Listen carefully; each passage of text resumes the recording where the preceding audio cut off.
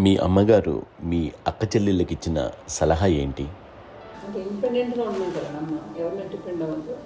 నీ పిల్లలు నువ్వే జాగ్రత్తగా నేర్చుకో, ఎవరినైనా చేయకు, డిపెండెంట్గా పెట్టద్దు అని ఆవిడ మాకు బాగా ఎక్కువ చెప్తుండేది.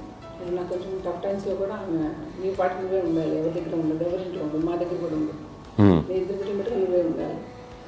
అది కష్టం కదండి అట్లా చెప్పడం. చెప్పారు చాలా తక్కువ చెప్పారు, బట్ నాకు అదే ఇచ్చే ధైర్యం. ఇండిపెండెంట్గా అట్లా ఒకరి దగ్గర ఉంటే నీ గౌరవం తగ్గిపోతుంది, ఎక్కడ ఉండదు. అది చాలా నాకు చాలా ఇన్స్పైరింగ్ ఉండేది మాట్లాడుతుంది. ఇప్పుడు కూడా అది చాలా హ్యాపీగా అనిపిస్తుంది అని చెప్పింది. అంతే కదా, ఇప్పుడు మనకి ఏదైనా రోగాలు వస్తే చేస్తాము దాన్ని బాధపడుతుంది మనమే. బట్ తగ్గించేవాళ్ళు కన్సర్న్ చూపించే డాక్టర్స్ ఒట్టుకోవాలి కింద కింద ఉండొచ్చు, కానీ పోరాడాల్సింది మనమే.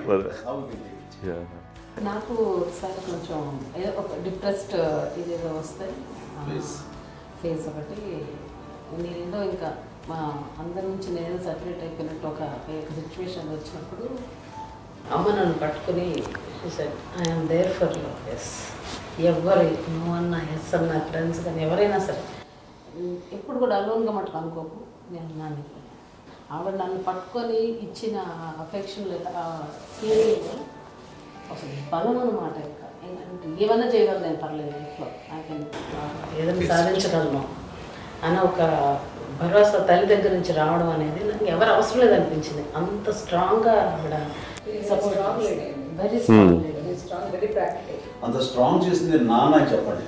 మా పిల్లల విషయంలో మేము కూడా మేబీ అంత స్ట్రాంగ్ కాదేమో, సెన్సిటివ్గా ఉంటాం, కానీ అమ్మ మాటలు చాలా స్ట్రాంగ్గా ఉండి మమ్మల్ని కఠినంగా ఇలాగే ఉండాల్సింది, ఇలా ఉండండి అప్పుడే మీరు నేర్చుకుంటారు. ఇక్కడ అమ్మ పాజిటివ్నెస్ గురించి ఇంకో మాట చెప్పాలి. అంటే తన బిడ్డలకే కాదు, ఈ రోజున మా రెండో పాప శ్రీజ కూడా తనకి లైఫ్ చిన్న డిస్టర్బెన్స్ వచ్చింది. ఆ టైంలో కూడా తను ఏముందంటే అప్పుడు నాన్న దగ్గరికి వెళ్ళాను, తను ఇచ్చిన భరోసా, తను ఇచ్చిన మాట వెళ్ళలేని ధైర్యం వచ్చింది నాతో. నాన్నమ్మ దగ్గర ఎప్పుడు కూర్చొస్తాడు అప్పుడే పాజిటివ్ ఫీలింగ్ వస్తుంది, అది నాతో షేర్ చేసుకుంటాను. తనకు మాతో చెప్తుంటే అనిపిస్తుంది కరెక్ట్, అమ్మ ఏం పర్లేదమ్మా, లైఫ్ అంటే ఒకటితోనే అయిపోదు, ఆ ఒక్కడి వల్ల వాళ్ళ ఇన్ఫ్లుయెన్స్ తోటో వాళ్ళు మన మీద నియంత్రించడం కానీ మన బాధల్ని వాళ్ళు చేయడం అవుతాం. జస్ట్ నువ్వు నీ గురించి నీ మనసులో ఏదనిపిస్తే నీ గుడ్ ఫీలింగ్ ఏది వస్తుందో ఆ ఫీలింగ్ ప్రకారం వెళ్ళిపోదు. అంటే ఆ జనరేషన్ పీపుల్ ఎక్స్పెక్ట్ అలా కాదు, ధైర్యం ఉండి అందరికీ ధైర్యం బాగా నూరుకొస్తారు.